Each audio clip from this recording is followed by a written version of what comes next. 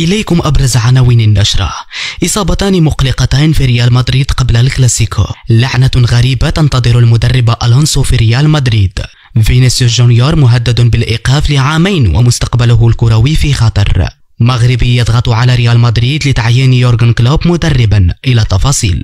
تعرض ريال مدريد لضربتين قويتين خلال مواجهة خطف مساء الأربعاء ضمن الجولة 33 من الليغا قبل موقعة الكلاسيكو ضد برشلونة في نهائي كأس ملك إسبانيا يوم السبت المقبل.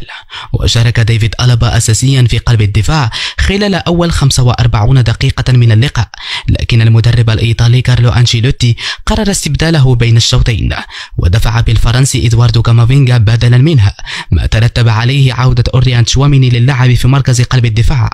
وأكدت مصادر مقربة من الجهاز الفني لصحافة الموندو ديبورتيفو الإسبانية أن قرار التبديل لم يكن لأسباب فنية، بل لسبب شعور ألابا بانزعاج في الساق اليسرى، ما دفع أنشيلوتي إلى اتخاذ خطوة احترازية بعدم المخاطرة به، خاصة مع اقتراب موعد الكلاسيكو. وتبقى الشكوك قائمة حول جاهزية المدافع النمساوي للمشاركة في النهائي بانتظار تطور حالته خلال الأيام القليلة المقبلة، في وقت يعد فيه أحد أبرز ركائز الخط الخلفي للميرينغي. المثير أنه في الدقيقة 89 سقط كامافينغا على أرضية الملعب ولم يستطع إكمال المباراة.